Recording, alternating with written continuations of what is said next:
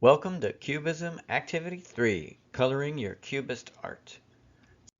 Last time we were talking about reassembling our picture from multiple perspectives, and now we're going to add color.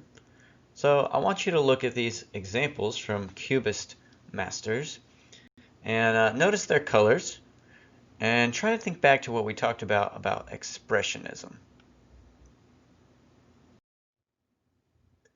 These colors that they picked indicate something about the feeling of the picture as well. They were also influenced by expressionism.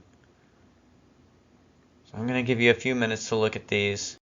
Notice their colors are pretty solid. They don't leave a whole lot of white space between their colors. In some cases it looks a little sketchy or unfinished, but that's on purpose. You know, they wanted it to look ish a little bit, but for the most part their colors are very solid because they're using oil paints. Now, we're not using oil paints. I have some, but as I said before, we're going to be adding color today, and I'm going to be showing you how to do it with chalk. So last time you ended up with a finished drawing and you inked it with your magic marker, and now I'm going to be showing how to color with chalk. If you're going to be using chalk like this, it can be had at the dollar store or any craft store.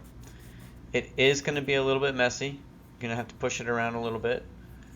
But it should stick to your paper if your paper is nice and bumpy. I'll show you what I mean by that. Some of it will come off, but if you look closely, you see there's texture on the paper. It's bumpy. It's not perfectly smooth, and it's pretty sturdy. So that's going to be important if you're using chalk. You got to have good paper. If you don't have that kind of paper, use a different sort of color. Alright, so here I go kind of quickly filling in my basic shapes. And I'm only going to use about 4 different colors here.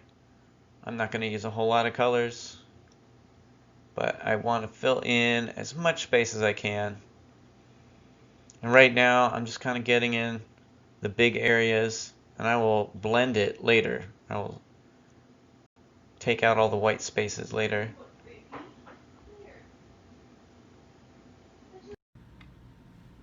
Pro tips. So for blending, if you don't want to get the chalk all over your fingers, a good thing to use are Q-tips. If you watch me here, I can take the Q-tip and push the chalk that's still on the paper around, smooth it out. Now if you mix all your colors together, like I'm doing here at the beginning, it's going to turn your brush kind of brown, like that. But if you want to keep your colors pure, you just use the yellow. Use one Q-tip swab for the yellow, then get a new one for a different color. So your yellow will stay yellow, your purple will stay purple, and it won't all just turn a muddy shade of brown. Sometimes it's good to blend colors, and if you want to do that, that's one way to do it. And if you don't want to blend your colors, just change up your Q-tip head whenever you change your colors. Right. So last but not least, when you're cleaning up, I'm using a mat here so that I don't get chalk dust all over the table. And then I'm going to use an old paintbrush to sweep up the dust and put all that dust in the trash so I don't have to breathe it. The people that you live with and work with, who have to share the table with you, they will be very happy that you cleaned up. They'll be so proud of you, and so will I. After you have your picture and you choose to blend it, mine ended up looking like this.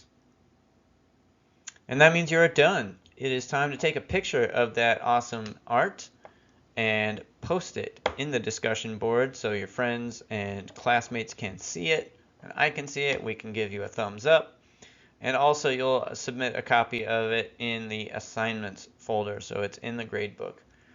That's all for now. If you have questions and concerns, please write it on the discussion board. Good luck and have fun.